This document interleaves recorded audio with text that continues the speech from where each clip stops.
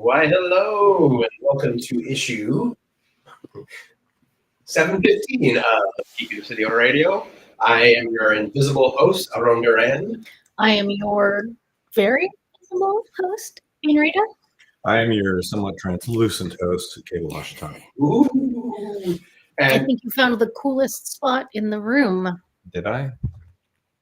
I don't know. How so? In the lighting over there just seems a lot cooler. Oh, that kind of cool. Cool. I am not on camera because guess what? Your camera's dumb. My piece of shit computer froze my camera again. Mm. And we're already starting late, and I've already restarted my computer twice. Fuck you, Microsoft. Die in a fire. I hate you. Yeah, that's. I don't ever want a PC again in my life. Ever. On the plus side, we're running late. Because we're in a new studio space. Yeah. If it's a little echoey, we're still getting used to this studio space, which is top of Bean's house. Yep, we are on top of my house. Mm-hmm. Like witches. In my unfinished office, so that's very echoey in here. Yes. That doesn't mean you guys can help me pick a paint color, though. Oh, okay. Good to know.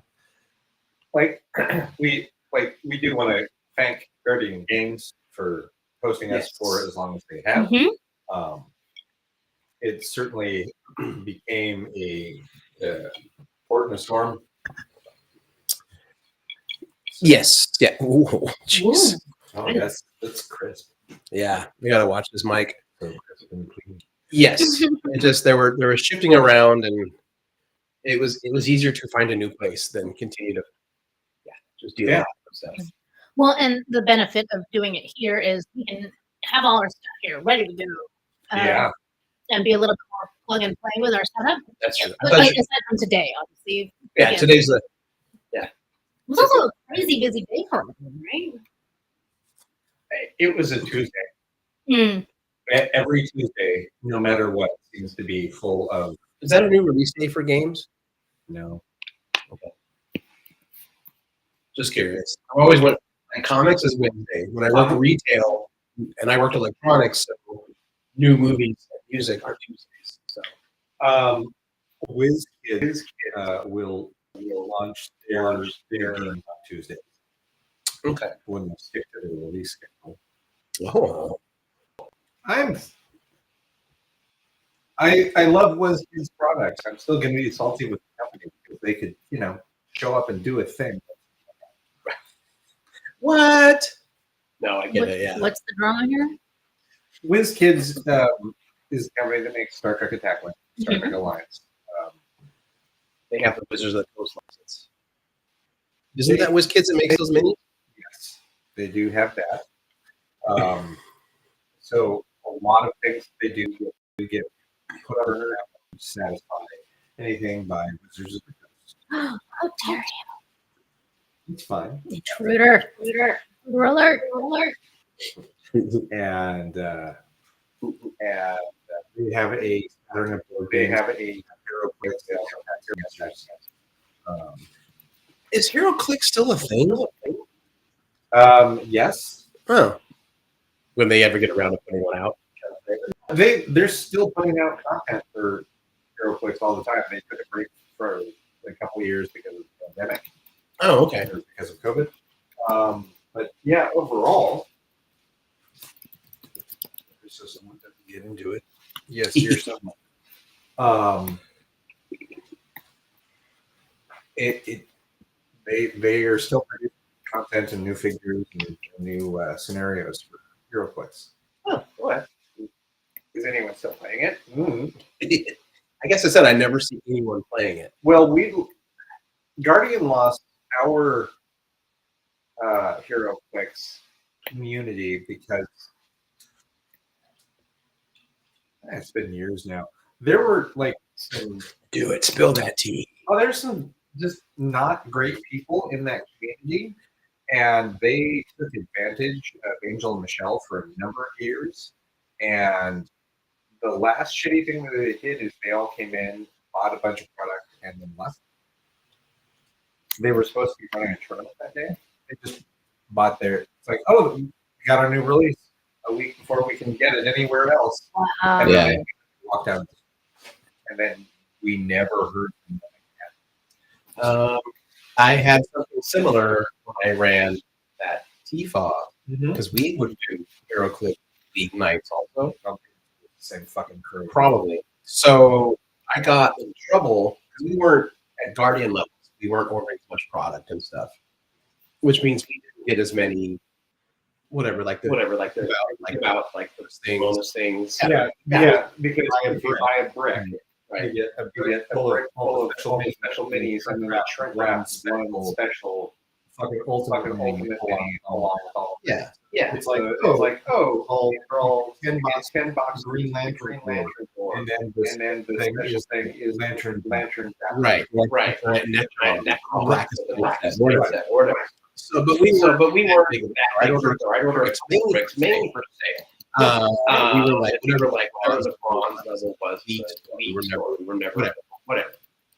And one day, and it was always the same, like, played. And they bought they were there. Like, it was supposed to people or they got a few new players. I sold a few extra funny books. Into that, we get phone call from my man, the retail head of retail, and is like, dude, we need to talk like now. I have someone coming in to have some people at the store, and yeah, I know. Great. And I get down there, and he's like, this kid just sent us an nasty email that your store is falsifying records so that you are getting your free swag to give out prizes. Like, what are you talking about? He's like, you're the only one who hosts HeroClix. I'm like, yeah. It helps a little bit. He's like, what are you doing with the stuff that gives us prizes? I'm like, I don't have any. You don't run that many. And thankfully, he was like, all right, we're gonna believe, but we're gonna go. Because if you're lying, you're lying. I was like, I know. Trust me. Yeah. So what it was, the person who kind of organized kits for our store, where I ran, he acted like a buyer for TFOG. Set up a fake email. Represent. That's why my boss was pissed because Wiz thought that TFOG as a retail organization was scamming. And I'm like, I have no idea what you're talking about at all. So we got it took us all day. We got to the bottom of it. He's like, that guy's in the store. I don't want you to anymore. He's like, if people want to come in, play. He's like, we're done. Like, this could have cost us our business account. Yeah. So that's person. Oh yeah. So be wary of randos who would like to run events at your store. That's the moral of the story. I mean that's the truth. Regardless, like, no, I don't want to say that because that implies everyone's out for themselves. You know, get it? They're like scams. That's not necessarily true. Like most people want organized play because they love it. They want to be able to play that, and they will. Whenever they find something, also feels like, hey, we like you, we love you, to have you here. It's like, that's they will then backward to make sure that they do whatever is needed for the store, so that they're then becomes a lot of. They find out exactly how it's community. It's like you guys are still fixed. I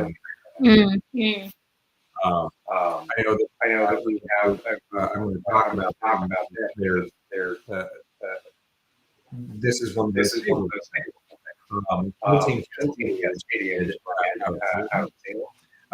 Is playing Monday night with your team. Kill team, Warhammer. They have about 14 players every Monday night come in, they play the game, they buy a product, buy beer. We know players by name. they know They know staff by name. like This this is what that game looked like. They had a big, massive 2-day tournament back in October. That filled home. they have They had double the amount of players. They had I think they had like 30 players. Sign up. And it's a it's two-player a game. two-player game. And that went fantastic. like everybody had fun. The organizers were like, these are the best.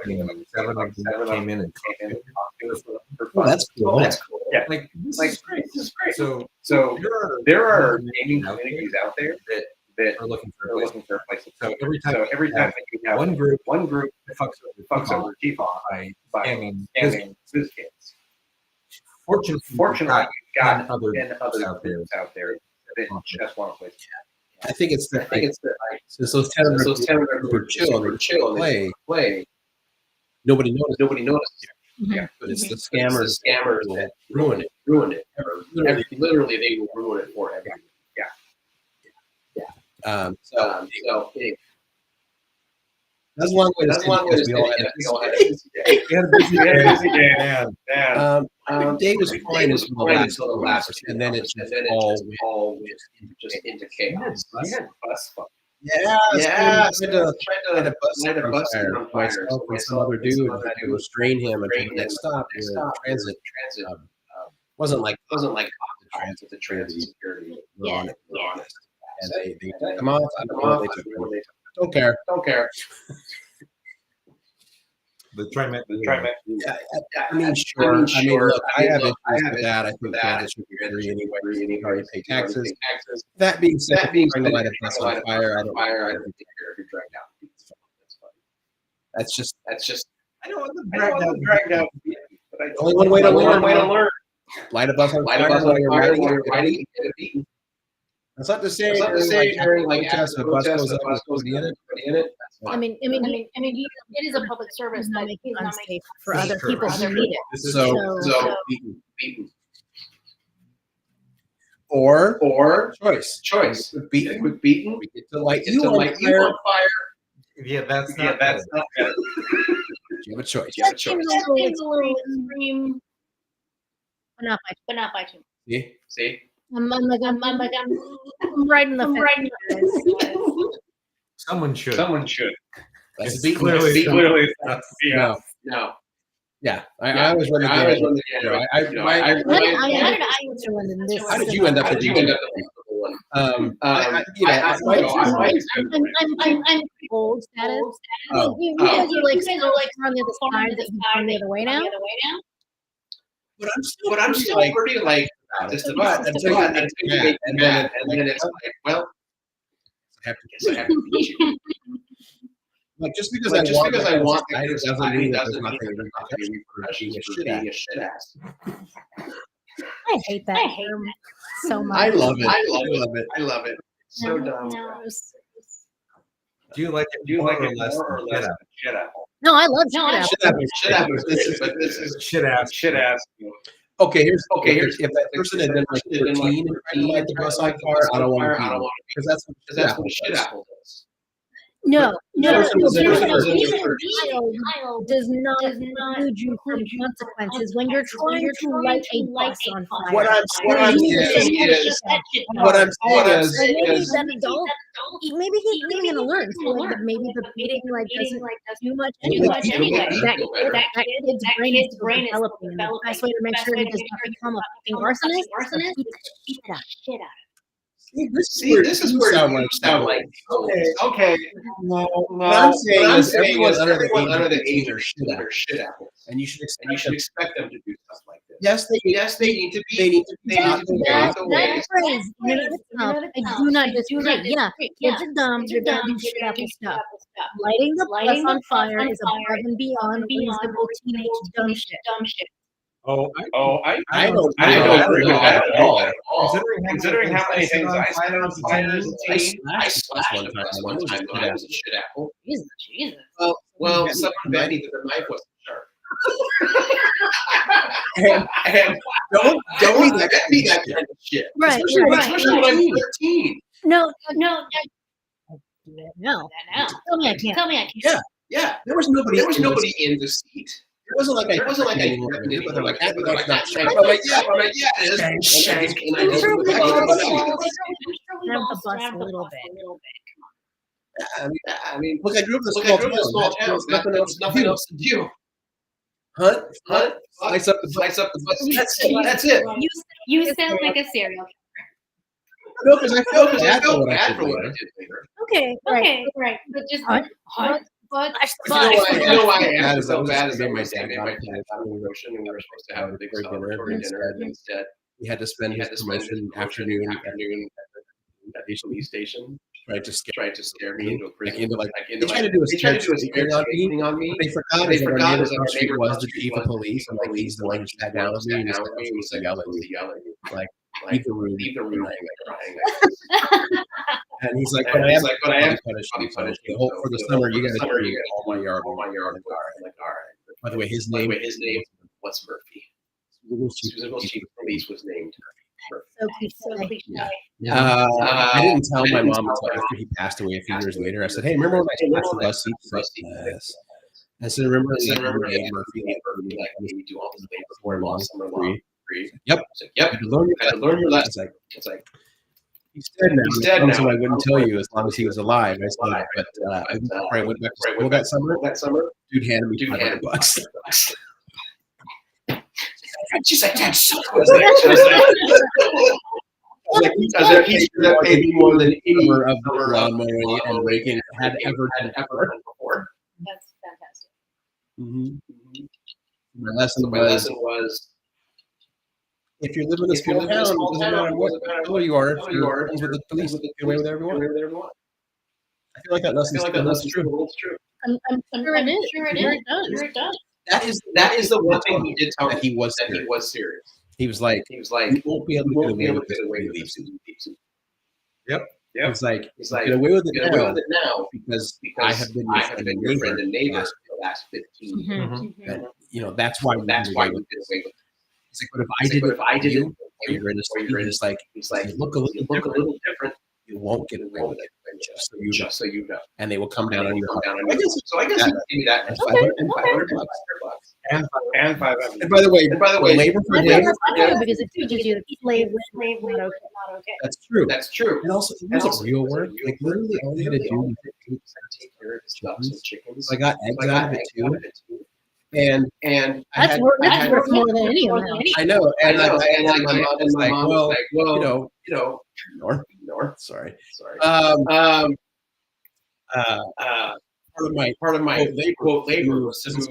When you grow up in this mix, is what you do. You move the pile of wood from one side of the yard to the other side of the yard. I like he's saying this. If I also did not grow up. I look at you because I feel like you don't understand. I zoned out, man. None of this made any sense to me. So instead of me carrying it, he felt bad. He had a big old four-wheeler with a trailer. I just throw logs on it. I come home later. Oh man, Murphy working so hard. Anyway, I have not had the police department of my home. Yeah. So is none of this relatable to you? You don't have that experience of like, I can get away with anything because everybody knows everybody. I got away with things only because they were doing my grandmother. What? You did things that you needed to get away with. You did them for your grandma. As in, I did things that if with the times that I got pulled over by the police and they would look at my last name, it would be Hush Tommy. And that conversation always several different ways. If it was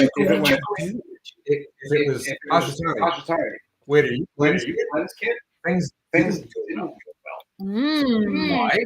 My dad got it a lot. What's his name? No, in the butt. In the butt. Yes, Lee yes. Marvin in the butt. because that was stage direction.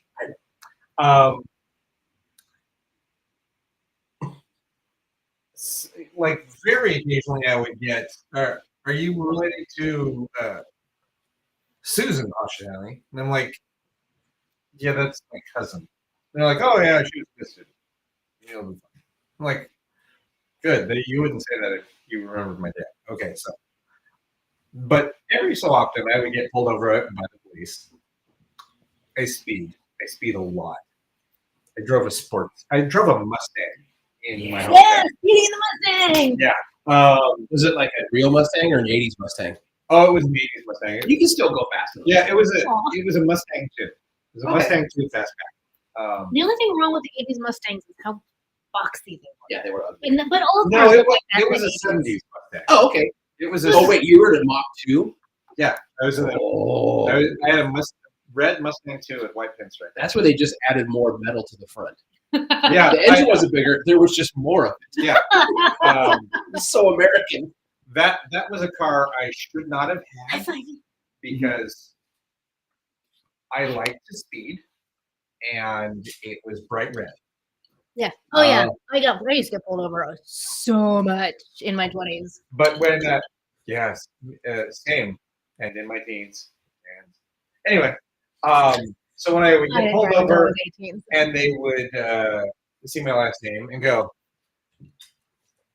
"Wait, you Nazis kid? Or Nazis grandson?" I'm like, "Yes."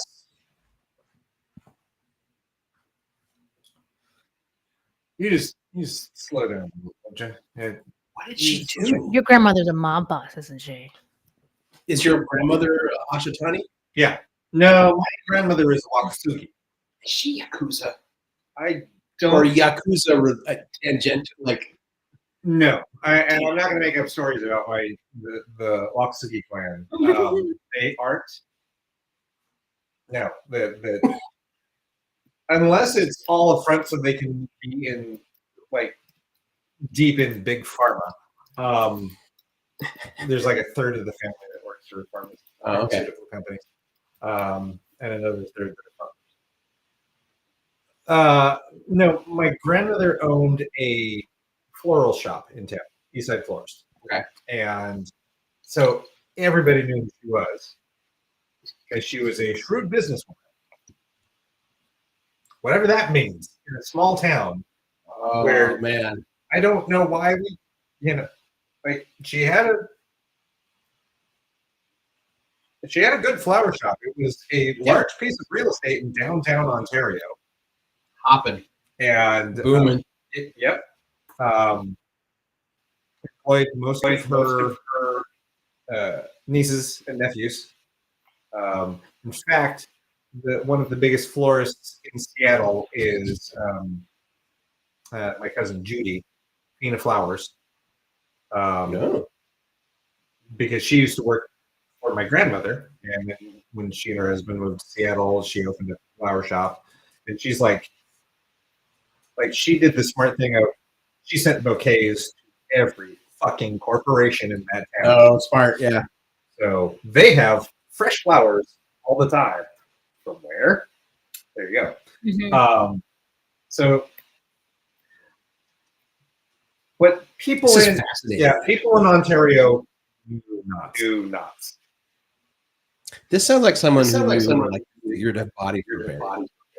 I will also say this. One of the bits of trivia about my grandmother that my dad shared with me was that he remembers being told as a kid or in his 20s that by other Japanese who speak Japanese that my grandmother had an accent. And very specifically, he said, your grandmother talks like a gangster. Your mom talks like a gangster. It's like that's hilarious. My grandmother's not a gangster. But I keep looking back going, although Rude woman. It's a very classic phrase. Yeah, Right. yeah. Mhm. I know that too. I know that. So I don't think I don't think she was Yakuza. I don't think she was a gangster, but but I think I think she's scared. I'm sure. I'm sure she's I mean, I feel I like mean, I feel when it like comes to social norms in Japan, from what I've studied, I feel like weirdly, the Yakuza are far more progressive than like the business world and the government world. Like, I'm not saying it was great for women, but I feel like they had positions of power way before private business and government allowed them. Mm. As long as you produce, that's all that matters. I do know that. I do know that like the fact that same fact that kept her, made her relationship with her son and daughter strange at times. it is probably the same tactic you take with in people town. So it's like don't fuck with that. I don't know about all you, but I could listen to Cable tell stories about his family hours. I'm like, screw our topic. Fascinating. My town was just terrified was just of my mom. terrified of my mom. That was why. That was why Everyone's afraid. everyone's afraid Still to this day. Still to this day. Growing up, I I really like looked at my mom as like a really like mean and scary, angry lady. But people that worked with and for her Mhm. fucking loved her. And she, because the restaurant industry, she worked with a lot of people in their 20s. So now you've got this woman in her 30s and 40s working with people in their late teens and 20s. I don't know what that's like at all. Yeah. And some of them would even call her mom and stuff. They love that her much. that much. Like, What are you talking about? the here? I knew before it came out of your mouth that was the sentence you were gonna say. Yeah, same. I knew you were gonna be talking about the same bitch. 100%. And Norm, I just did a review of the Ford Mustang through the eras, just so that I could verify that. Gross, you're wrong. The Mustang was cool when it was new, and then in the late 70s, it got weird and ugly, and it stayed that way until the early 2000s. Except for the Mach 2. Sure, I don't know all of the different specifics, but like, It was ridiculous. yeah, all of the 80s and 90s models were so like geometric. Yeah, it wasn't. Yeah, It wasn't until like your mid to late 90s where they were like, let's make it kind of like the 60s version. Yeah, 1998 is this like even uglier, where it looks like round, very round. Yeah. And then early 2000s is when it went back to like emulating the 60s models, which is why I bought the one that I did in 2004 because it looked more like But yeah, 80s Mustangs. When we take a break, I'll show you that photo. they're back to be really ugly. Yes, they are. We're trying too hard to look like Carol Shelby. It's not working. I don't understand. And this goes for all car manufacturers. Like there are so many classic car styles that people just adore and still buy. Just like so. With all the news on the inside, but shape it like the old ones, and you are printing your own money. Mhm. I mean, there's other things that stop that. No, there are style trends that everyone has to follow, I guess. All the cars were very boxy and geometric. Yeah. It's not, like, I'm sure one of them started it. People were like, ooh, look at that, this is that thing we've never seen before. Let's all do that. And let's all buy that. But those people were wrong. You know what I really taken off? So many of those cars, especially the ones that came out of the late 60s, and really Like the home. Sure. Where's Seth? The episode where Homer discovered long lost brother. Like a real. If you were gonna, I sure. Okay. You're the one that came back and bring it back. I don't know why. There's a new DeLorean out. Why are you doing that? Stop it. Now it's just You know why that's we're right. gonna That's enjoy. Although Volkswagen's going to put out next year, they're going to start rolling them off the all electric buses. So it's newer styling, but they're emulating the original microbus. And I'm like, damn it. My only hint is that Volkswagen has such a great track record with electronics. I love the idea of driving an EV Volkswagen. I think in fact there is one that I really love from the 80s. The Volkswagen Rabbit. Yeah, no, the Rabbit was cool. That eventually became the GTI. Was the Golf? Yeah. Well, my mom had a Rabbit. it's because all hot hatches are sexy. Hot hatches? Yeah, hatchbacks are so like. That So the is my GTI, favorite car. my favorite type of car. If I could pull one off now, I can afford it. I would 100% have a hot hatch. The best ones are the European ones. And then Japan has. Now I'm just like a nerdy ass road, and we're fucking 20 minutes in the show. Yeah, but some of these live enough. Anyway, yeah. Honda makes really sexy. This really sexy hatchback. And as always, the Japanese and European versions are always better than the US versions because we have weird rules. Yes. And they're not even rules to make it safer and or more efficient. They're actually usually the opposite of that. But yeah. Anyway, yeah. Hot hatchbacks. Those are my favorite. It's because we want things bigger.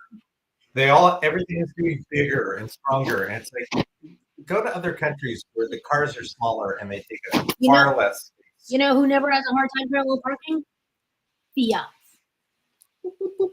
You know who has a hard time keeping their cars running? Fiat. Aww. Sorry. Look, I love Italian design, but they could not mechanic their way out of a paper. I want what is it? Let's see, what is it? I want Japanese handling, German engine, Italian body. That makes the perfect. American. You know, I don't get excited about American cars, but I drove that Mustang for like 14 years, and I did not take good care of it. That's true. You did. It's running. I traded it in. If I want straight up through the day. I just. If I want straight up, live my life on a time. Fucking muscle, yes. American, the entire way. And I'll admit, American muscle, or even a new, fire it up. No other car, because your whole body, everything just, it's like let's go. I just don't get excited about that. I still. Maybe having not really sports cars kind of like pushed that desire out of me. But like I drive a Camaro for work sometimes, and I'm like. I hate this. The ergonomics, there's all these terrible blind spots. I get that way. I get that way when the vehicle has 2 wheels. That's I made a mistake about 4 years on a whim. And if we'd hung out, if I did not have the thing to have a that day, we would have sat down doing it. I made the mistake of test driving an obscenely bright purple Dodge Challenger Hellcat. Oh my god! That was very me. And then they let me drive. And it's that moment where you stop and the dealer like looks at you and goes, like, yeah. God damn it. It's like that story of how Sigourney Weaver, and she is still very, very left, and she's probably still not a big fan of guns, but during the pre-production of Alien, on camera, like, he's really maybe really negotiate. I don't like the idea of her just killing everyone. So he's like, no, I'm gonna take you shooting. and he handed her like automatic rifles, and I guess all this is legit range, but he's like, just aim here, hold on tight, and pull the trigger. And she tells a story. He tells a story of like a half an hour later. He's still terrifying me, but okay. Yeah. I get it. I get it. Fair. And see, like if I had it to do over again, I would not have traded in for the Mustang. I traded in a GMC gas mileage probably the same. Really, a Jimmy? Yeah, small SUV. SUV type. I don't remember why we picked it or whatever at the time, but that's the car I had. After I got back, that's the car that I ended up with. Prior to the Dodge Daytona Turbo. Ooh. Another red 40 guy that got me in trouble. But like for the same, you get a lot more usefulness out of a Jimmy than you do. I mean, you can't get used to Jimmy. Let's take a break. I was gonna say we should have a break. Maybe talk about our Yeah, I guess. Sorry, y'all. Absolutely. But look what happened when you're a family. I do not come to Kuza. I don't want I don't want to name that because I don't want to put that out in the universe and have that. No. All of these conversations were for rhetorical purposes. But my grandmother scared people. Good for her. I appreciate that. Yeah. All right. We'll be right back. And we'll talk about what we're going to talk about. The show.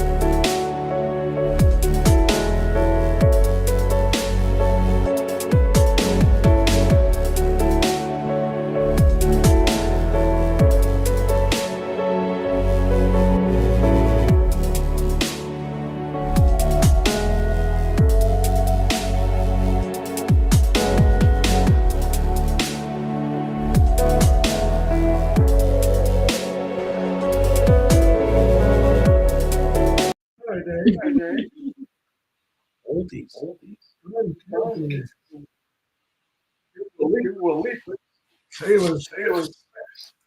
Yeah, it's totally an oldies. I didn't use That's the sound of the man working for change. Yeah. that is I know it is. oldies when we were kids. It was. Oh, I'm not even gonna. I wasn't gonna do the math on like it's so old it's now considered an oldie. When I think oldies, I think of like the stuff from like the 50s and 60s. Yeah, I hate to That's say the it. category. Like modern rock is stuff in the 90s. No, yeah. When I give it to me, empty stations like Kiss and the Still, 50s and 60s. But that song was from the 60s, isn't it? I think so. Maybe. That's all that I know. It's not like I have that number. Yeah, that's I recognize only that part. Right. Right. And the question isn't like the whole stuff or not. It's people doing singing some old. No, it's not. No. The fine products of the silent. They have specifically gotten away from vintage and mid-century works. So, Right. No more oldies.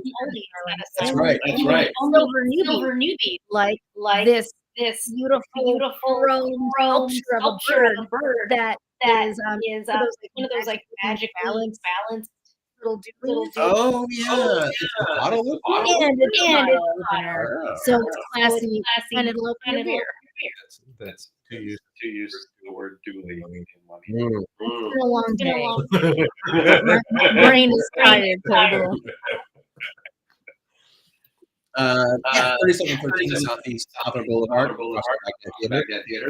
We are the Yule season. Yes. And I don't know if full Christmas and Yule decoration every year. All very fun. Yes, exactly. Like, if you love like really like European modernist style seasonal decor. And you'll love what you'll find it. Like these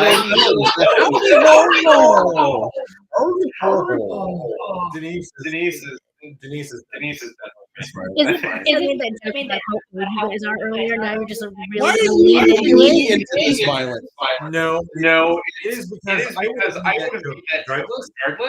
Because that's all I do. You know what I was from Taylor Asylum? loves the den here. I have a coworker named Tom, and he and another coworker would go around and clean things up, and they were talking about how they're fooling around. And I'm like, so what you're saying is you are engaging in No. tomfoolery? No. And it has this You are. Cable's canceled. No, it's not canceled. Those flat reindeer heads. Yes. I I really love it.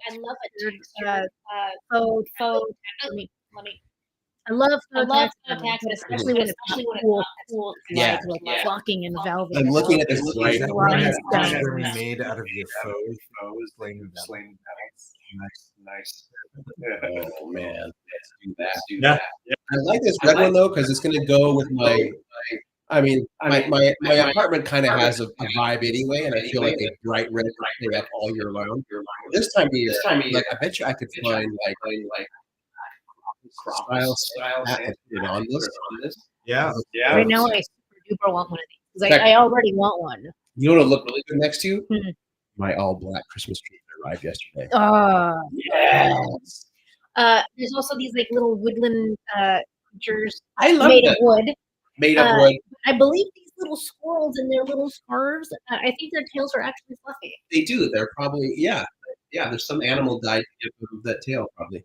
No, it's Or it could be, cotton. I think it's probably It's cotton. just cotton, dude. I do like I feel like if with the stuff at Asylum, these little Christmas things, Mhm. I feel like if myself or someone, whatever, was more industrious, you could actually do like a cute little stop motion film with these things. Like The ears on the mice are also felt. And also the tail on the fox. And they've also got like Where's little the fox? baby deer that are like loafed up like a little cat or a dog, also flocked. there's smaller flock deer. They're like Mhm, mhm. that's the sound that they make. And their little does that are flocked. Mhm. Yeah.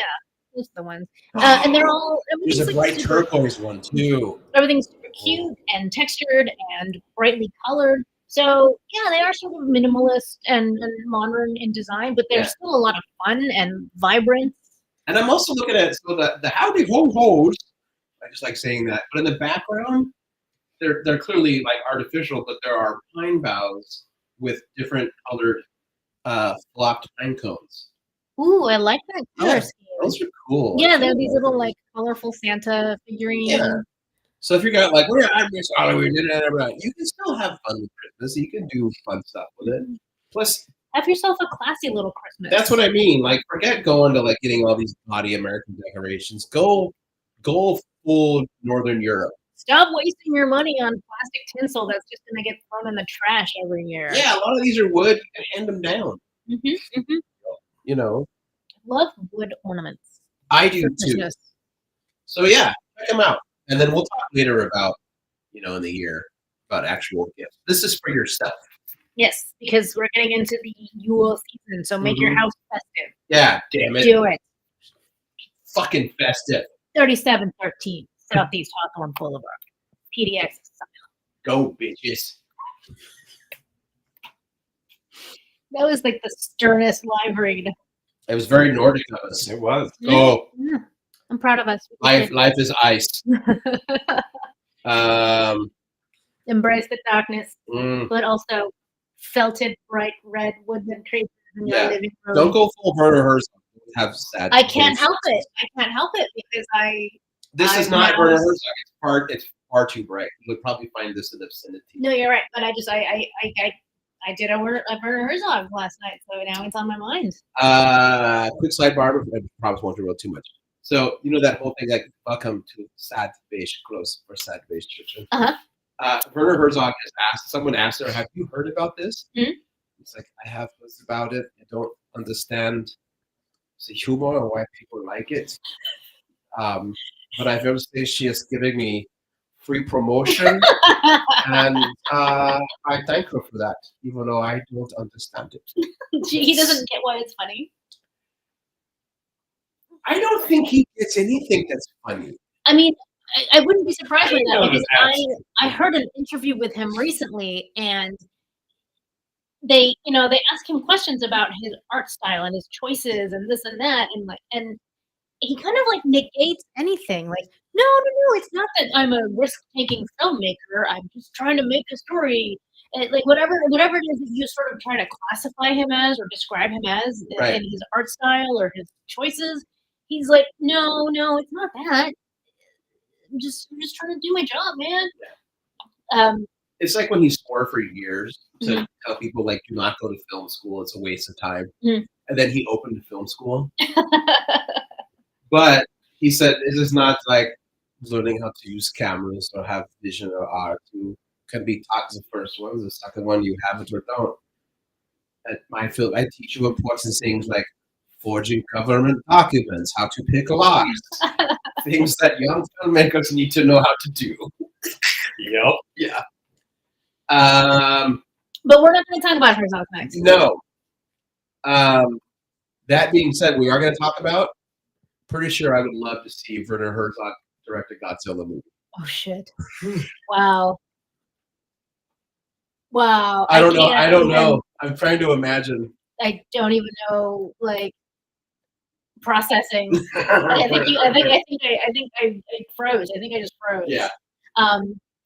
Okay. So no. That's not a thing we have in this world. No. But we do have in this world. And coming to streaming this Friday. On the Apple Plus. Yes, on Apple TV Plus. Is Monarch: Legacy of Monster. Got it. Nailed it. Yes. Co-created and co-produced by my boss and friend of the show, Matt Fraction. Mm-hmm. Yes. And so we Finally, the show paid off. Woo! We got a fresh We're fucking on their list now. Yeah, man. How do other people do it? Money. Anyway, so we have all seen at least a couple of the episodes already. How many episodes have you actually watched? 8. You've watched. I've watched all 8. Yes. That's 10-episode season. Yes. Oh, really? Yeah. Mhm. Yeah, it's a 10-episode season. I wouldn't be surprised if the rest of them become available before they're streaming. Yeah, sure. Although, I mean, I don't know, how many episodes does a screener need to be able to review a show? Sometimes they'll release them early so that when sites do their reviews, they can drop them the day the episode comes out, which I think is weird, but It's also so that, like, if they have scheduled interviews with anyone in the fall, yeah, you can have watched it beforehand. Which Right. had been our goal, but he's busy. It's There's already a lot of that's promotion fine. going. It's still our fault. you can still have them on. Something have to happen I during. know it just would have been nice, but other promotional work takes priority. And I'm happy to over- get the screeners. Yes. It's But, weird to see my name watermarked. oh, It's just weird. mm. So yeah, where do we want to start with the show? So we have okay. So we can't veer into spoilers territory because Right. the show officially does not air until Friday. And is it going to be a weekly series?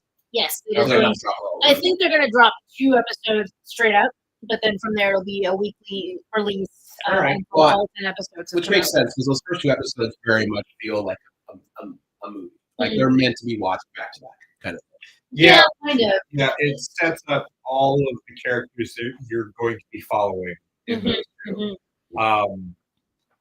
If you have time this week, it's not a bad idea to sit down and watch Godzilla King of Monsters, Mhm. Kong Skull Island, Yes. and Godzilla versus Kong. I wish that I had Now- I'd rewatched them, any of them, before sitting So down. that did give me a question.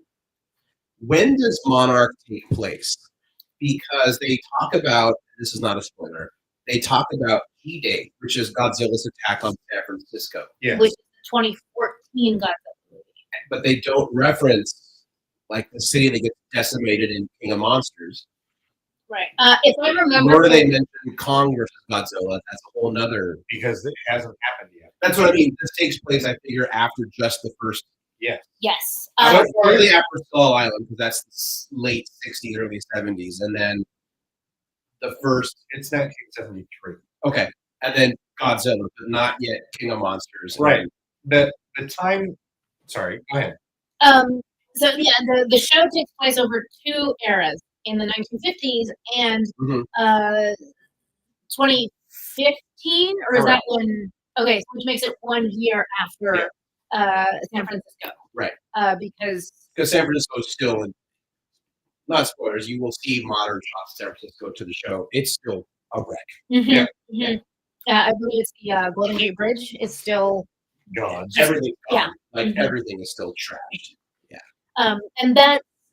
and the reason it takes place so soon, specifically, shortly after the events of the 2014 film, is because some of the characters in the show are survivors of that event, Mhm. and they are still dealing with what is an incomparable traumatic event. Right. Mhm. Like, there's war, and then there's a giant lizard destroying your city. It's But I feel like this show also like that new universe also. This is not the first Godzilla appearance. Like he's wrecked Tokyo already. I Right. feel like the 50s Godzilla has happened. Yes. That timeline wise and canon wise, it's still playing fast and loose with which original Toho Godzilla movies are and are not canon. The only one that is canon, 100%, is the original Godzilla movie. Yes. Legit. which Yeah. I've never seen. Okay, that Melissa. Yeah. that is the point from which Monarch is formed. Mhm. And that I think that's something definitely that we should mention in the review is this is not following the adventures of Godzilla. This is not following the adventures of Kong. This is following Mhm. the real lives of people who are affected by all of this and uncovering more of the lore of Monarch, which was heavily used in Kong Skull Island. Yeah. Like to the degree that one of the opening sequences is with John Goodman's character from that movie. Right. Yeah.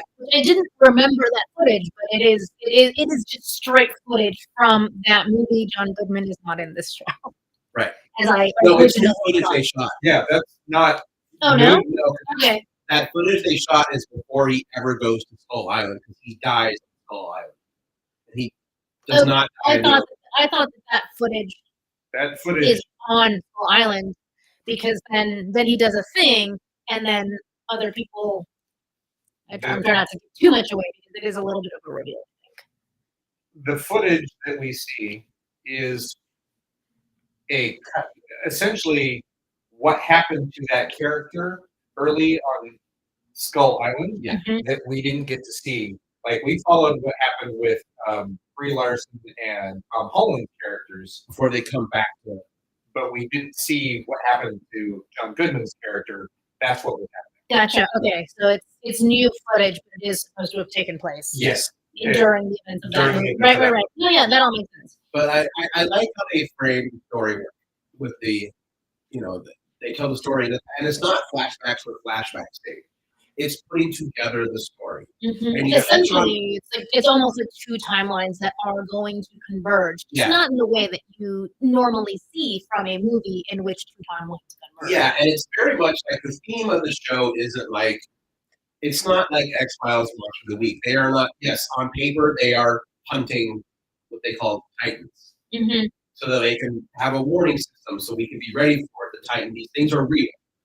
And then, of course, there's the ever-present issue of like, okay, yeah, the government's going to pay for you to do this research, but also they're going to take your research and try to turn it into a weapon because that's just what we do. Right, and I felt like early on, like within halfway through the first episode, I felt like the actual theme of the series is,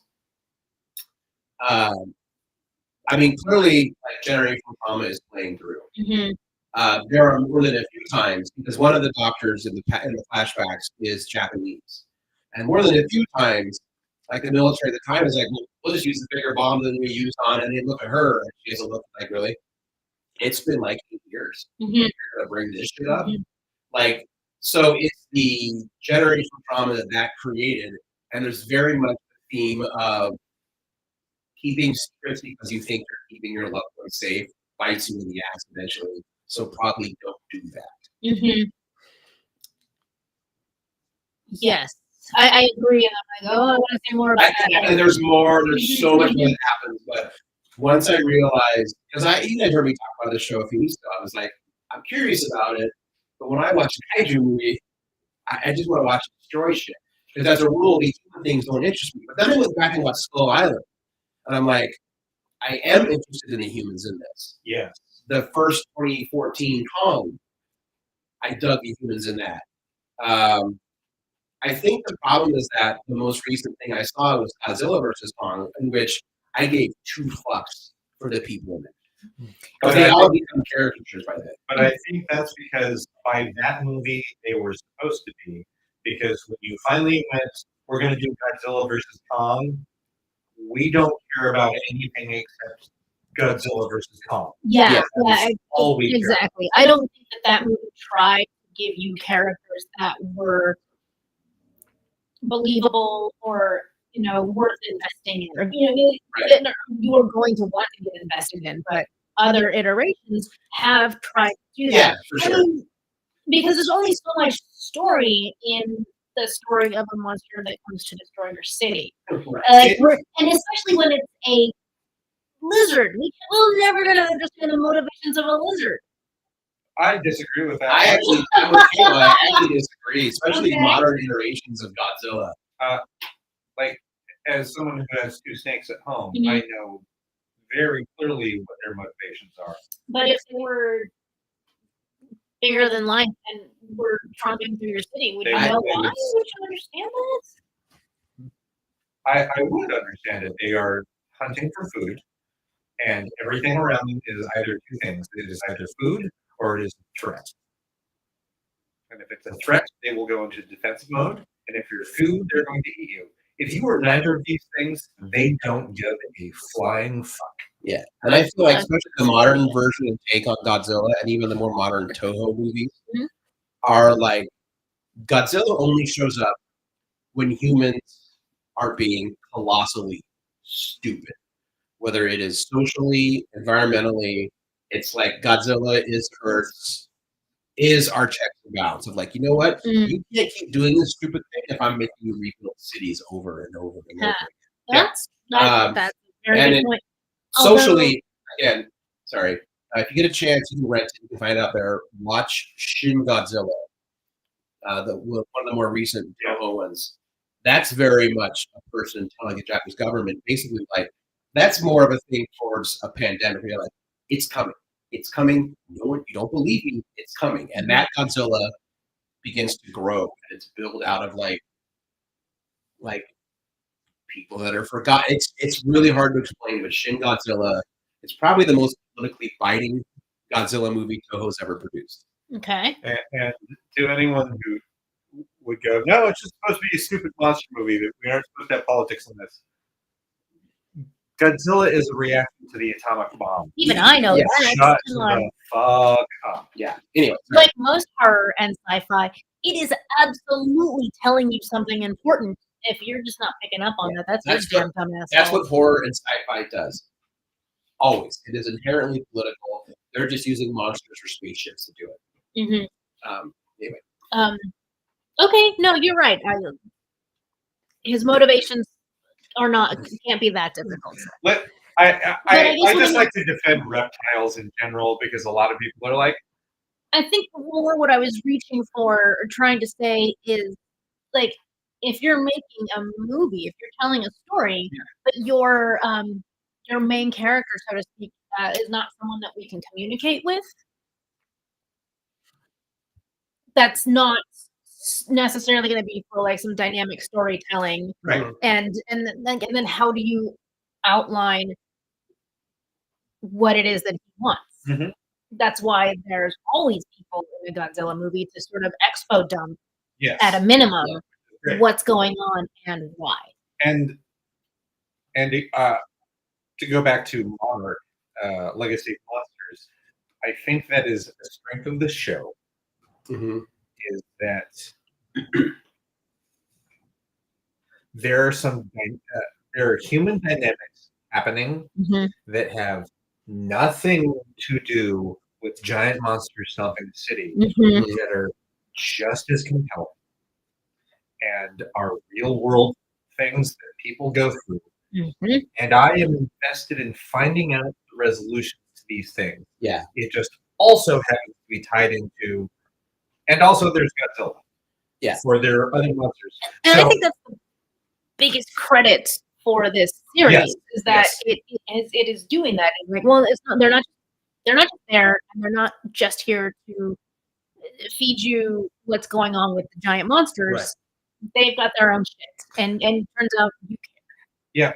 yeah, And I think that is a strength of the show, and I think that is one of the things to recommend the show to other people on is not using that same old formula of either we just have big rubber suited monsters beating each other up with info dumping humans, or we aren't getting enough monsters and a lot of human drama, which is I feel like Godzilla 2014 went too far that direction. It was focused heavily on the human drama, so much so that you would see two monsters get on screen, they would run each other, one would throw a punch, and then the camera would cut to everybody watching it. You didn't get to watch the actual fight, you watched human reaction to Godzilla punching another monster. It's like, we don't fucking care. it does save on the budget. It does save on the budget, but I think that's like Godzilla versus Kong is the reaction to Godzilla 2014. As far as how much like, no, we don't care about. We'll have human scenes so they can do exactly what they need. They need to explain it, and then it goes right back to Kong wielding a lightning hammer. Yeah, being a magical girl. Yeah. That's fucking awesome. But I think Monarch is hitting a very different. It has that good balance of we're going to present with you these human dramas that you will actually become invested in because it's so well crafted. Mhm. We're going to drop just enough mystery of the monsters that, because I think the show smartly knows, as much as people claim, and I sometimes do this, much people claim that they just want to see a monster destroy a city or a monster, fucking throw a goddamn aircraft carrier. Mhm. That's cool.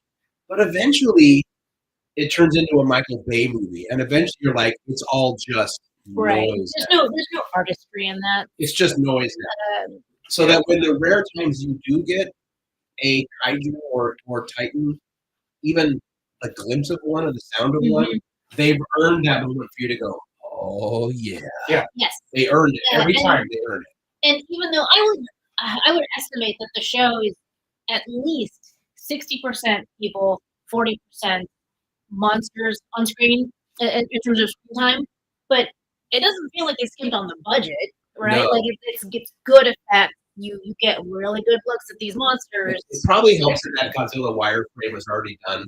That's why every Lego movie is cheaper to make that.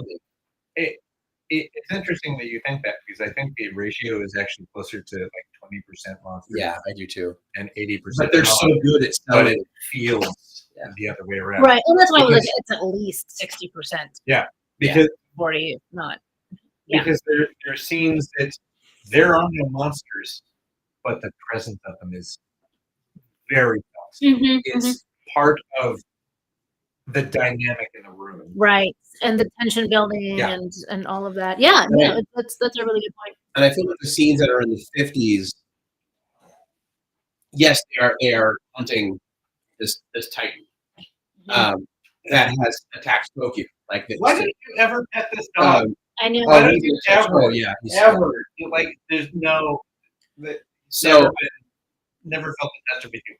I think they do a good job. The scenes in the 50s, the monster is not a kaiju.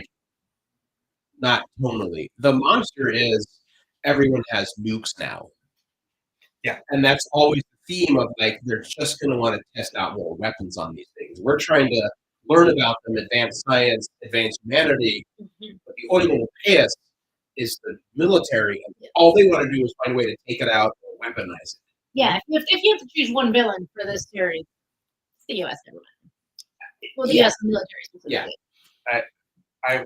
And that's not even a new concept for a monster movie, a kaiju story, any of that. But they still do a pretty good job of like outlining how Monarch became what it is in the modern era. Yeah. And I think in the modern era, there's a strange tonal shift. Again, no spoilers.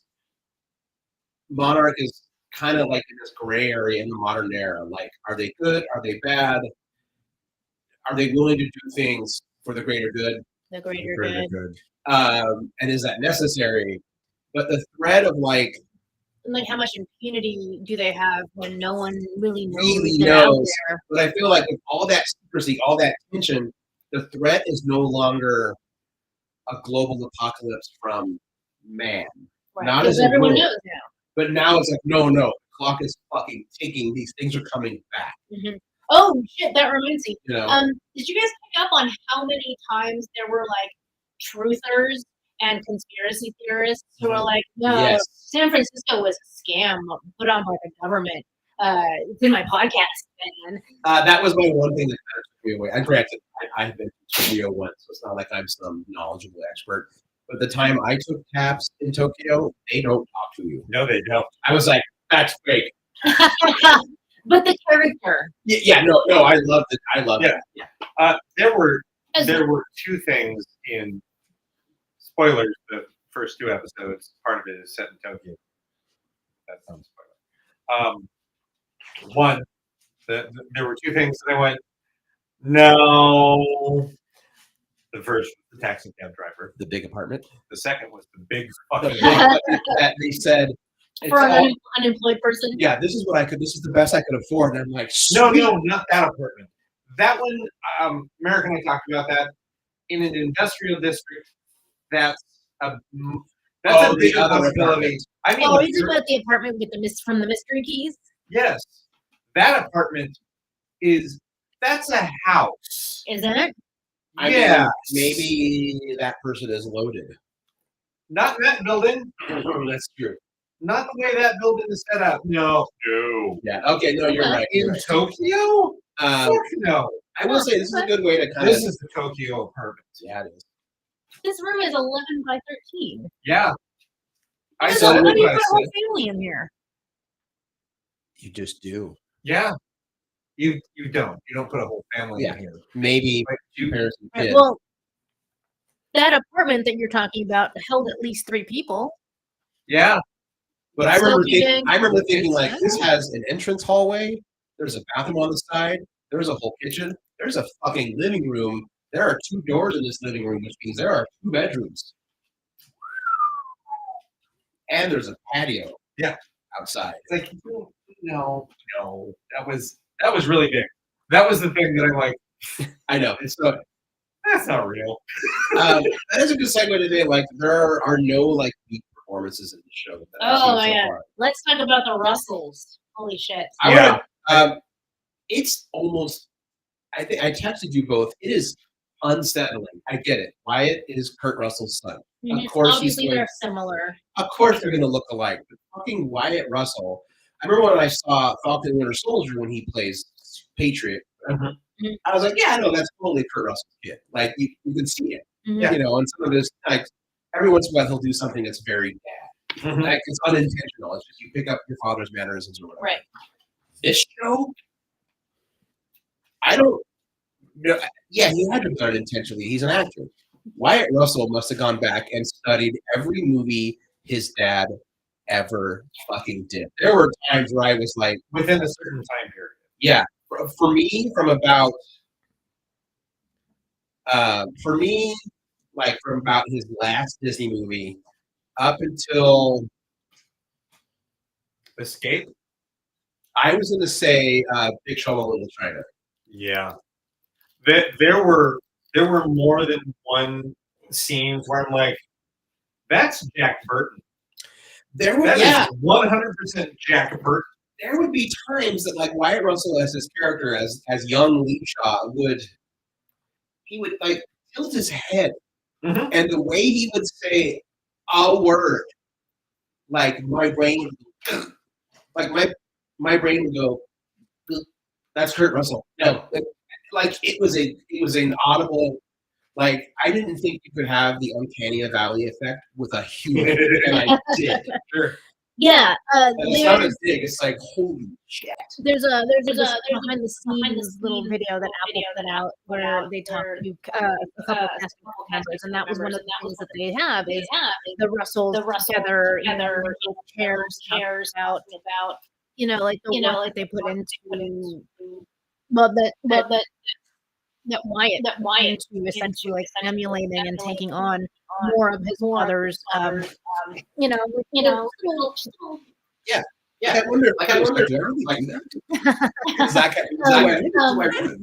lowering and sort of like I don't even know how to describe it, but Wyatt Russell has. I mean, he's younger, higher voice, and has a more upbeat tone. And Russell, when he was younger, a much lower, what's the word? A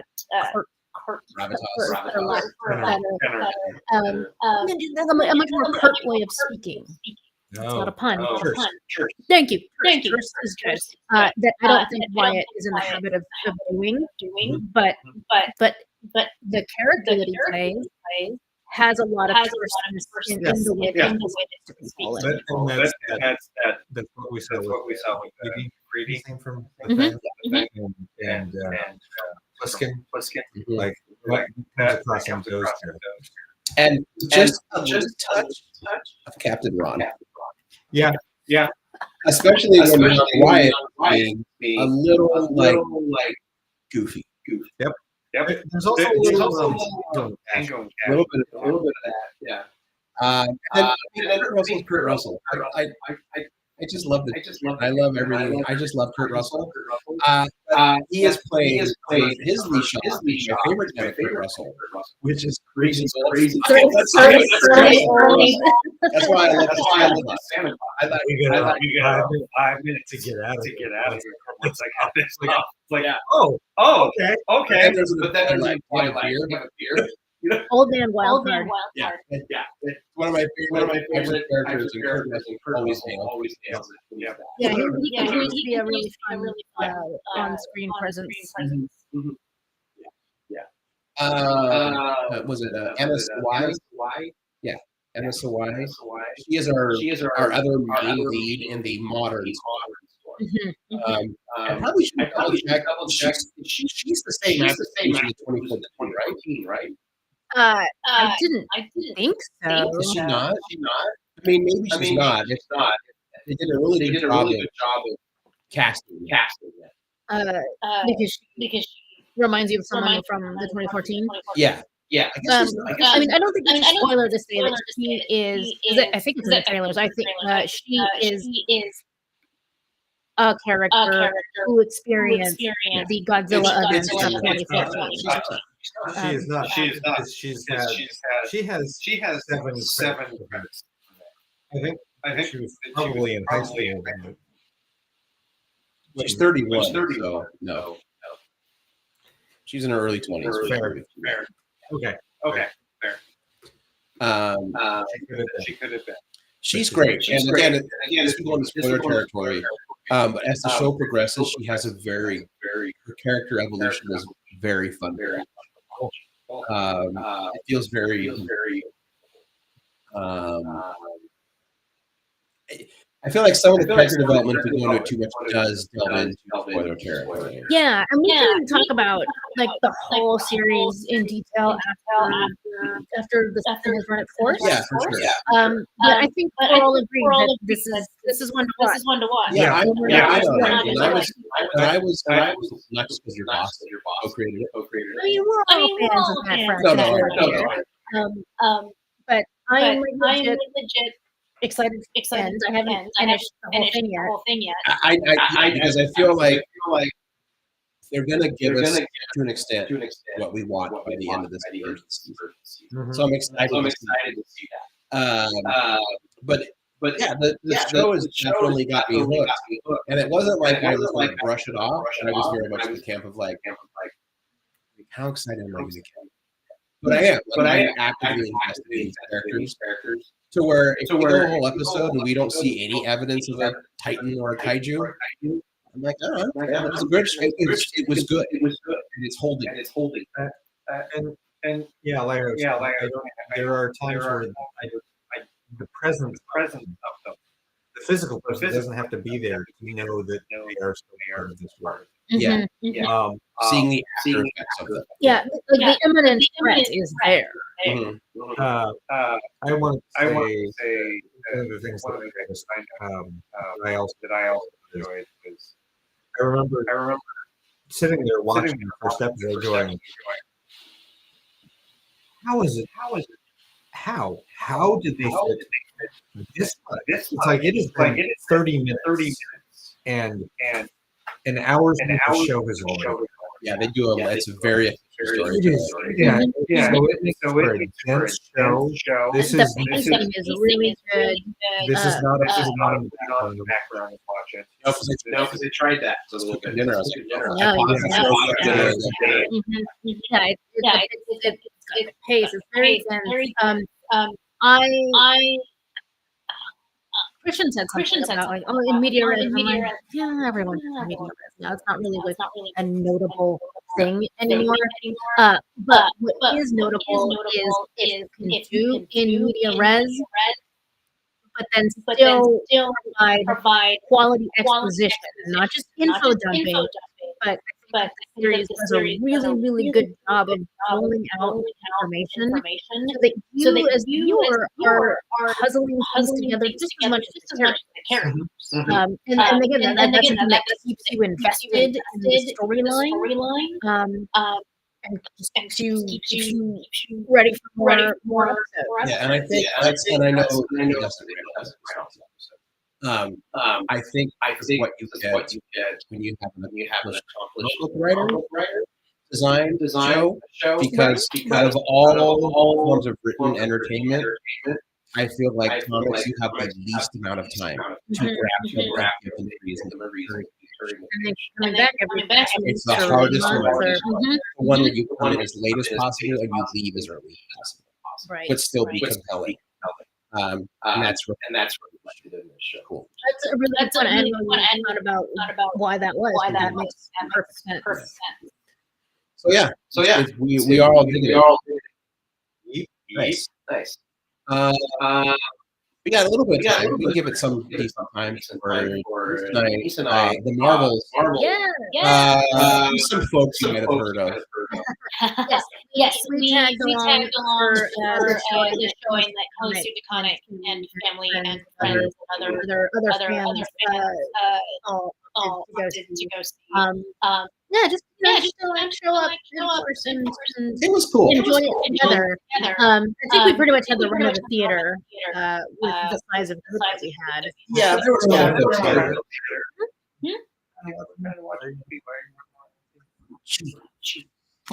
English is He's really leaning into it tonight. What you I had so much. I enjoyed the first Marvel, but I was not blown away by it. There was a lot of elements to it that I was like, none of it had to do with the story. But the Marvels, I literally did not stop smiling from opening scene to even final. Well, the opening was is a lot of fun, especially if you. Actually, no. I don't think you have seen the Disney Plus series Marvel. No. Enjoy. It helped. Yes. Sorry. The only thing I would add is that maybe more credit for this. People can immediately dig the opening scene of the Marvel because the Spider-Verse pulled it off Morales. We're like, oh, that's a cool thing to do in a movie, bringing a piece of artwork to life and animated in the film itself. And I know folks know what I mean. I think so.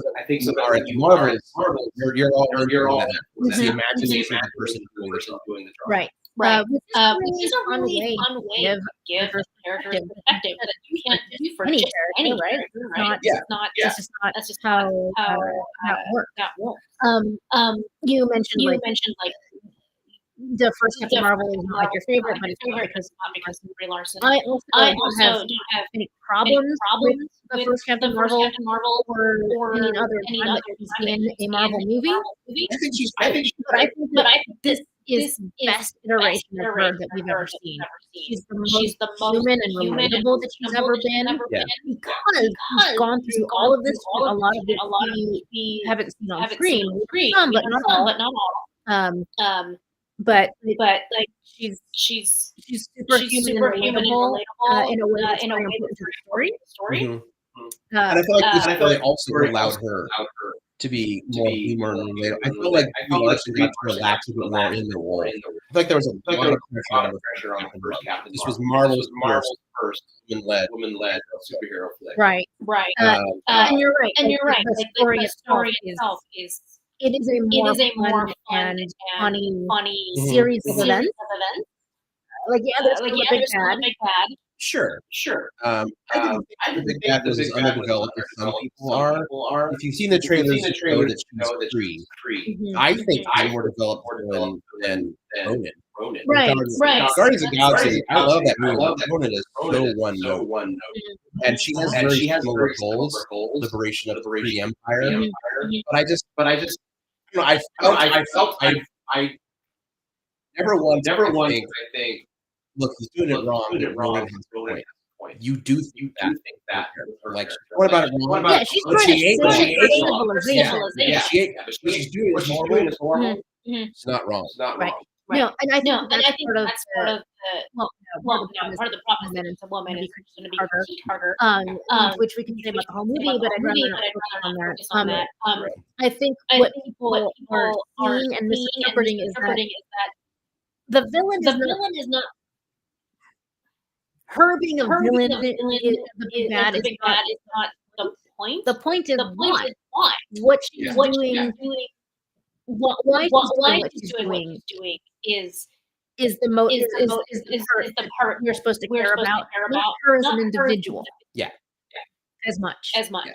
But really, this show is movie. It's got a few.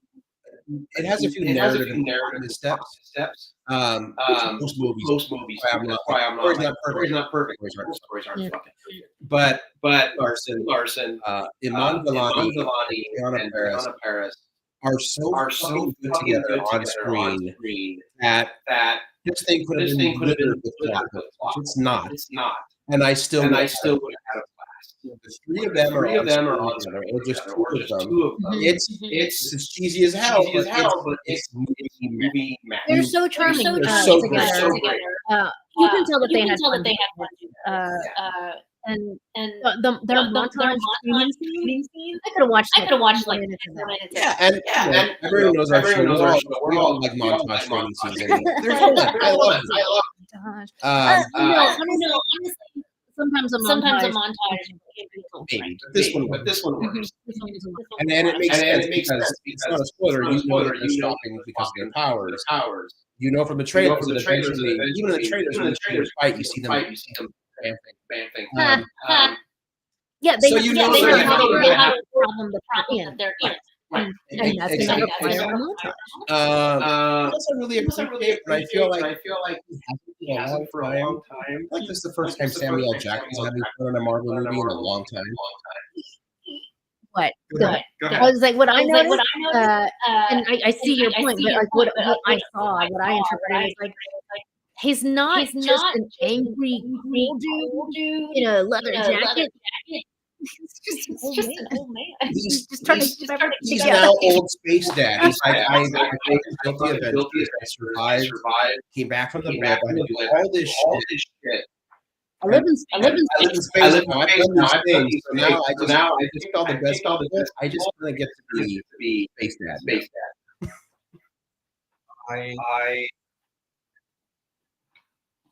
So I want to not having seen it, I want to address the thing that I think we collectively as fans of Marvel movies and fans of humans in general, we don't have to apologize or explain anymore.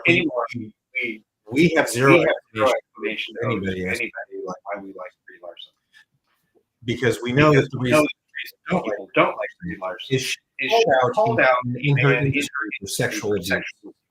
Fuck that. Stop. That is the actual issue. She said, no, I'm not giving this guy because fuck him. Right. He did horrible shit. I'm not giving him time of day. She's punished for that. That is what all leads back to. So fuck. Call it out. Call it out for what it is. She told the truth. She treated a person who is a scumbag as a scumbag. Right. Thank you for reminding us of that. Yeah. I don't remember. Tell me off the air. I know she did, but I don't remember. It's Casey fucking Affleck. Yeah, I completely forgot who it was at an award show. Oh. And she's like, I'm not giving time of day. He was a presenter and won an award. And she's like, I'm not doing this. Oh, that's right. And that is what she is punished for. She is punished for calling out a famous white man who sexually assaulted someone. I was like, no, it's not okay. Something similar happened. Because remember how Salma Hayek was everywhere, and then she just wasn't for like a decade, and now she's back. Well, because she couldn't speak. She didn't feel like she could speak out, and no, so she did. And she got blacklisted for a while. She did start to speak out. But that was what's his name? The big one, Weinstein. Yeah, Weinstein. Yeah, that one. But so that's the thing that I want people to like. Anyone says, well, I don't like Brie Larson. It's like, do you not like Brie Larson because of this? Because if it's that, shut up. Yeah. If you actually have a critique about her acting, cool. If it's anything outside of that, shut the fuck up. You're defending sex abuse. And I haven't liked everything she's done, but it's taken on the skills of that particular film or whatever. But yeah, like she's fine in Kong Skull Island, but her and Tom Holland phoned in those fucking performances because they're like, "Hey, do you just want to have fun? We're making a movie about King Kong," and she's like, "Oh yeah." Yeah. They are having the time of their life. I feel like they're having the most fun when they're with what's his name, the World War II pilot, Yeah, with John C. Reilly. John C. Reilly. That yeah. So this gets into the second point I was going to make about Brie Larson and why Samuel Jackson's performance is different as They're Nick Fury in both Marvels and Captain Marvel is because they're friends. Mhm. They are legitimately friends. I just saw an interview with her. Huh? Go ahead if you're gonna. Where they've done. This is their fifth movie together. Kong Skull Island, Marvels, Captain Marvels. She wrote a movie and directed it for Netflix. Yep, The Unicorn Store. Yeah, which is Oh my god, that's right. It's I so love much that. is charming. That movie was so much fun, It really was. And I forget what the other one but was. also depressing. Yeah. Yeah. But they have been in 5 movies together. They call and text each other all the time. Yeah. They are legitimately friends. So they have a different. He plays Nick Fury differently because Nick Fury is friends with Carol Danvers. He's Yeah. not friends with Tony Stark. He is not friends with Steve Rogers. He is friends with Carol Danvers. Yeah. And You know, that's they kind of came up together too. That's and part of that it. is That's true, how right? that- Because yeah. Captain Marvel is like kind of the beginning of his career, yes, Yeah. and they are supposed to be the same age. She just hasn't aged. right? She's infused with the powers cosmic. Yeah. So that makes sense. That makes sense why Nick Fury is different in those movies. And I love knowing in real life they do the same thing that we do. They send each other memes and TikTok videos. Yeah.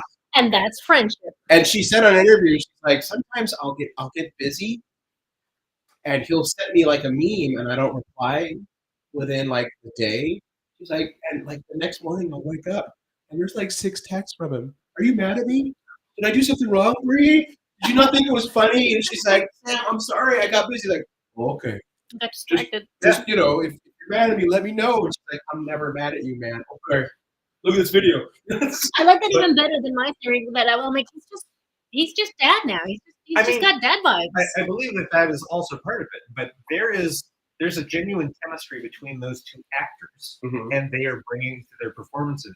And by chiming, like having to keep saying, I know it's not popular, but I really like Brie Larson or this. I'm like, no, you're not getting to talk about the movie because we're spending too much time apologizing for bullshit. Bullshit is over here. Let's talk about the actual movie. I This don't is really what- care if it's popular to like Brie Larson or Yeah. not. Did we bring that up? No, Oh, okay, I was but like, did we say I know I don't- didn't I don't apologize for mean- liking Brie I Larson. don't mean Okay. us. I mean the collective, the rest of us that have to explain this every time. Like, well, yeah, but it's got Brie Larson, but she's great in it. Like, she doesn't need us. Inappropriate qualifier. right? Exactly. We don't need to do that. Um, That I also saw a snippet of an interview with John Goodman during Kong Skull Island. I just saw that too. Yeah. He So adores her. yep, he does. And he said that the thing that she did on that entire shoot, while they were in Vietnam, they would shoot and then they would be off for a couple days, and she had activities planned for all of them to go do, so that no one had awkward, weird time of like, well, I'm just going to sit in my trailer in Vietnam. It's like, no, we're going to go here. We're going to go to the zoo. We're going to go to this temple. We're going to go check this out. And it helped the rest of the on-screen crew and off-screen crew bond. Yeah. It's like, I love that. pay attention to what people's co-stars say about them, Mhm. because that's And I feel like what the actual truth is. both Samuel L. Jackson and John Goodman have gotten to places in their career where They don't give a fuck. they don't give a fuck. If they think They don't- someone, if they they're think not someone's an looking for ass, they're gonna be anybody. like, I don't want to talk about their dick. Yeah. You know, Yep. We also mentioned how goddamn electric Iman Vellani is. As much as I love Brie in this movie, she carries this movie. she is so the joy in good that and character. pure. Like she's just like so fucking happy to be included. I I don't want her to just be included. I want her to have Kevin Feige's job now. I just mean like her character Yeah. in the movie. Mhm. Because she understands the character. Yeah. Tiona Paris is the same way as Monica Rambeau. Oh man. I don't love want to go her spoilers, already. but the connection between Danvers and Rambeau is very interesting. It's a very strong and relatable one. Oh, And I don't mean her mom. I mean No. Monica Rambeau. It like if you remember them from Captain Marvel, they set up a reckoning that's been like 20 to 30 years in Yeah. the making. Because Monica is 12 in Captain Marvel, and she's in her, Something like that. and she's not anymore. You know, Yeah. It's like that. I've been waiting for that. the entire Khan family. If you love them in Ms. Marvel, I did. you're still gonna love them. They're great. Yes.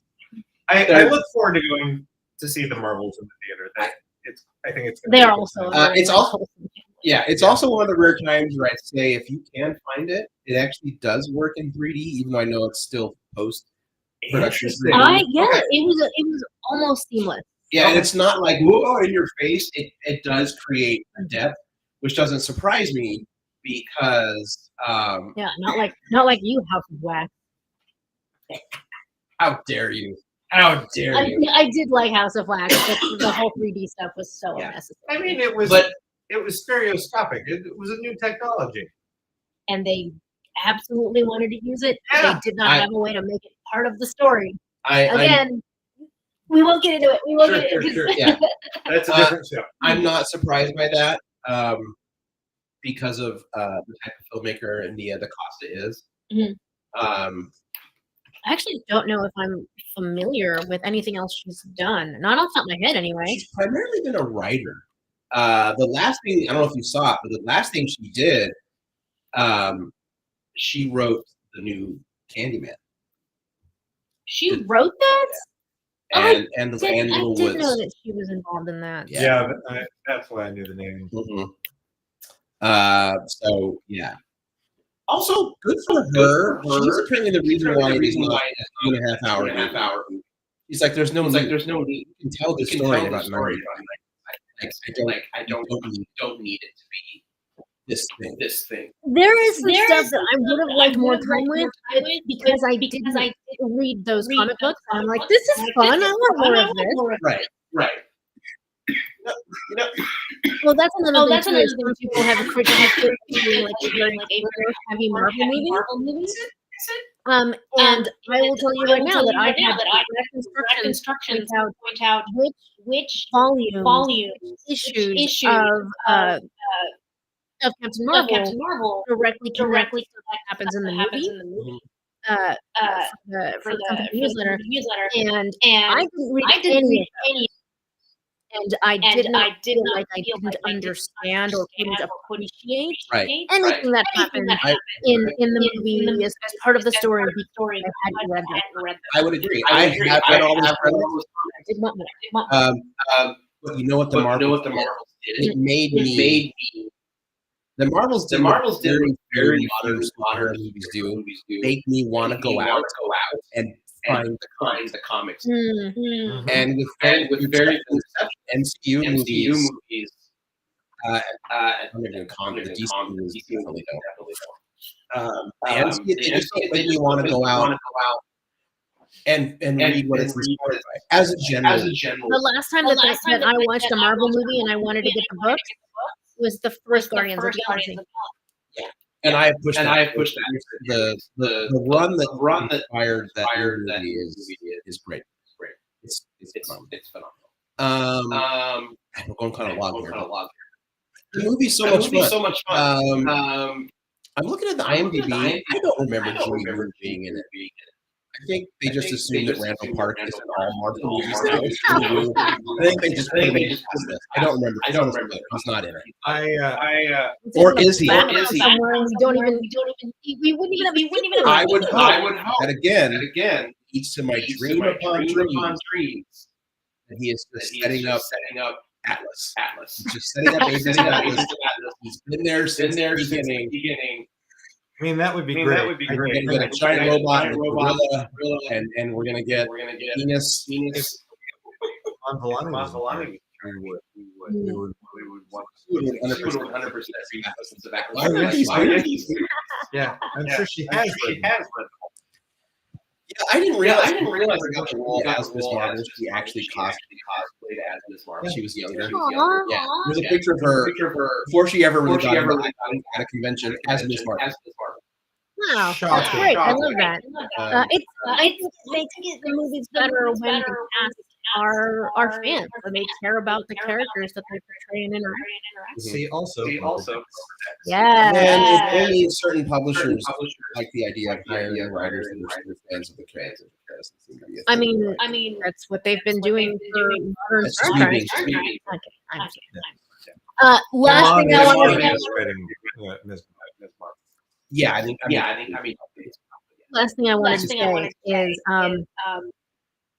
we all know Marvel movies have post and or mid credits scenes. the post credits scene in this movie.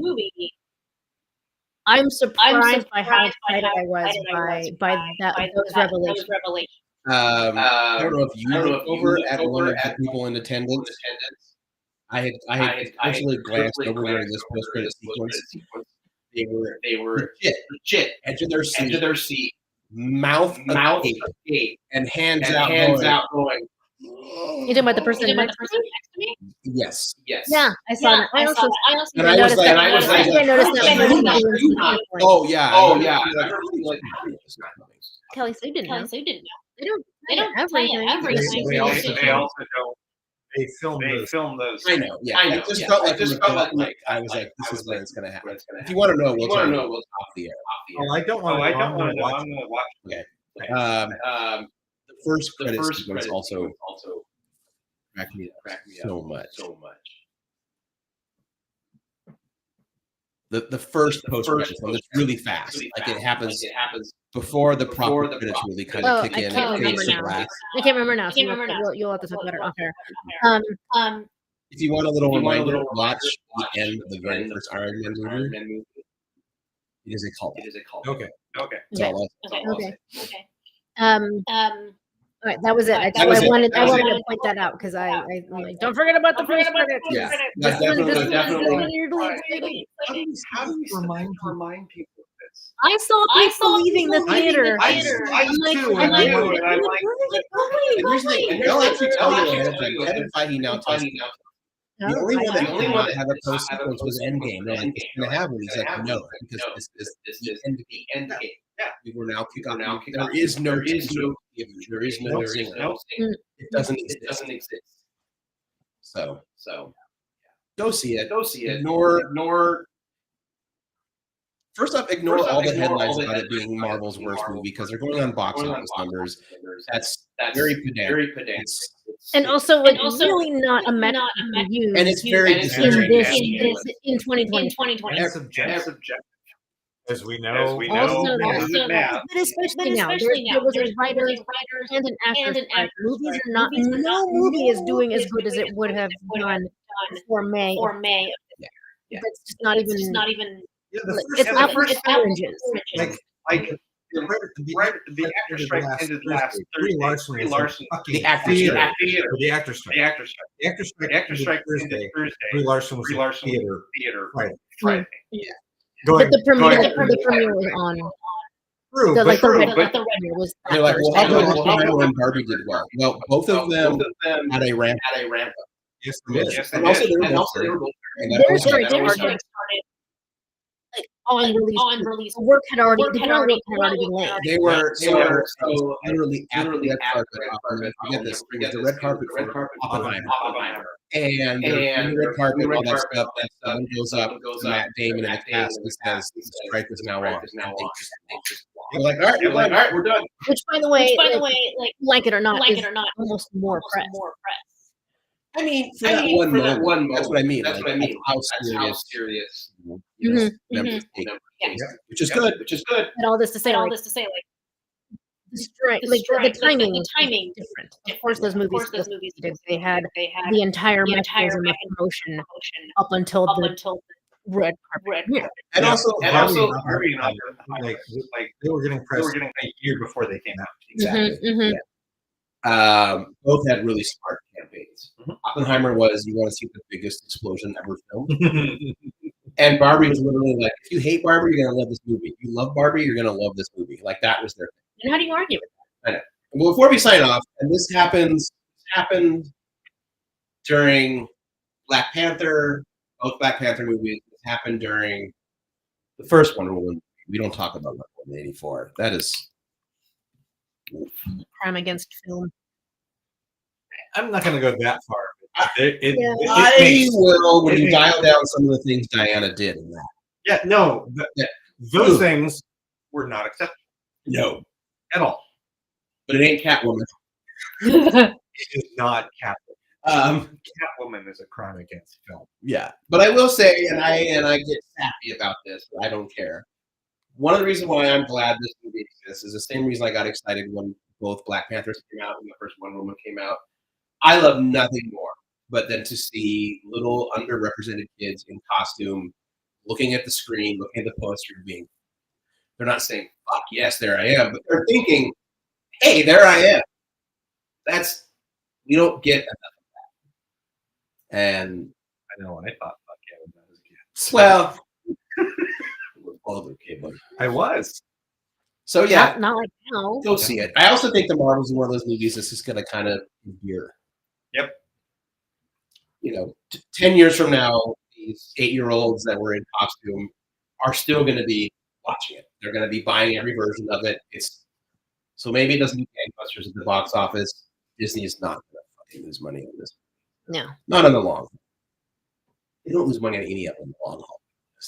Well, and the professional reviewers are all generally in consensus. This movie is like the best of what the Marvel Cinematic Universe has brought to you in the past, but it's all new characters and new stories and new shit to give a shit about. And it's not going to be this massive 20-part component. It's characters you love, having a good time, beating some bad guys. Yeah. Before we wrap up really quick, Norm mentioned this too, and I can second this. Blue Beetle comes out on Max this week. Watch it. It's so good.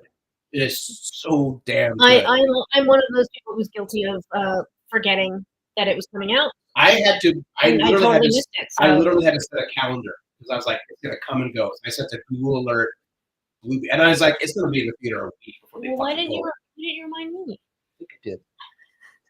Okay, well then there's no helping me. There just really isn't. Yeah. But I'm excited to watch it now. It's great. Not now. You will have to put up with George Lopez for a little bit. But I know how you feel about it. Well, sacrifices. He calls Batman a fascist if it helps. They do a little bit. They do expand upon that more. It does help a little bit. Emmy Reyes, I can be like Batman. Why? He's a fascist. Batman's a fascist. Yeah, I know. Even he knows. Yeah, I know that does help. Even he knows because when he's written well, even he says, "I can't wait for the day where I am no longer needed." I mean, there were other things that were more needed than a vigilante before you became a vigilante, but we're not going to start. I'm not going to start that. I'm not going on that road. It's still escapism, and if you read the comics, Bruce Wayne gives a lot of money. But the whole concept is the system is corrupted. Money won't fix it. Anyway, with that, next week we're probably going to have a guest. I don't want to say yet though. Okay. Put that in your pipe, kids. It's an elfin. Ooh, wow, we're teasing it like that, huh? Uh-huh. Okay, yeah. With that, that only leaves 3. Yep. I'm Aaron Duran. I'm Pina Rita. I'm Cable Hashitani. We will talk to everybody next week. Higher, further, faster. That's the route, right? Higher, further, faster, baby. Yeah, that's it. Sparkle Fist.